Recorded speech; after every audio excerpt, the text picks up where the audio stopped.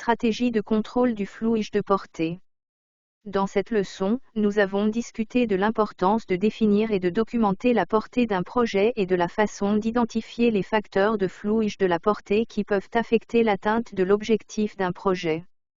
Dans cette lecture, nous nous concentrerons sur la façon de contrôler le flouage de la portée. Meilleure pratique de gestion du périmètre. La portée d'un projet peut rapidement devenir incontrôlable, si rapidement que vous ne le remarquerez peut-être même pas. Le flouage de la portée, c'est lorsque le travail d'un projet commence à se développer au-delà de ce qui avait été initialement convenu lors de la phase de lancement. Le flouage de la portée peut mettre du stress sur vous, votre équipe et votre organisation, et cela peut mettre votre projet en danger. Les effets de la dérive de la portée peuvent entraver tous les aspects du projet, du calendrier au budget en passant par les ressources et, en fin de compte, son succès global.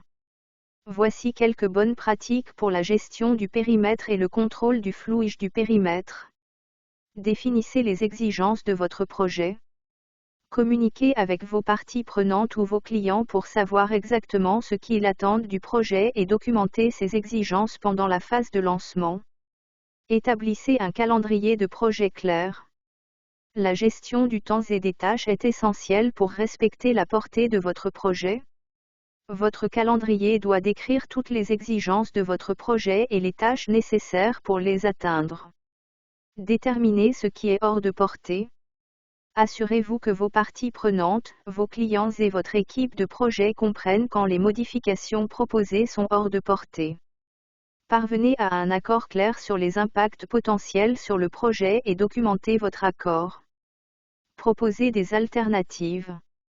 Suggérez des solutions alternatives à votre client ou partie prenante.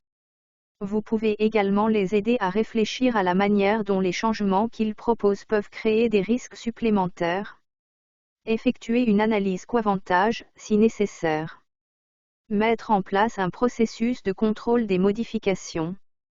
Au cours de votre projet, certains changements sont inévitables. Déterminez le processus de définition, de révision et d'approbation, ou de rejet, de chaque modification avant de l'ajouter à votre plan de projet. Assurez-vous que votre équipe de projet est au courant de ce processus. Apprenez à dire non. Parfois, vous devrez dire non aux changements proposés. Dire non à une partie prenante ou à un client clé peut être inconfortable, mais il peut être nécessaire de protéger la portée de votre projet et sa qualité globale. Si on vous demande d'assumer des tâches supplémentaires, expliquez en quoi elles interféreront avec le budget, le calendrier et / ou les ressources définies dans les exigences initiales de votre projet. Collectez les coûts pour les travaux hors champ. Si des travaux hors champ sont nécessaires, assurez-vous de documenter tous les coûts encourus. Cela comprend les coûts des travaux indirectement touchés par l'augmentation de la portée. N'oubliez pas d'indiquer à quoi correspondent les frais. Clé à emporter. Vous ne pouvez éviter la dérive de la portée que si toutes les personnes impliquées dans le projet comprennent et s'entendent sur les responsabilités, les limites et les délais. Éviter le flouage de la portée nécessite également une communication claire, une gestion des attentes et un chemin bien défini vers le résultat souhaité. Suivre les stratégies discutées ici peut vous aider à gérer de manière proactive le flouage de la portée avant qu'il ne s'insinue dans votre projet.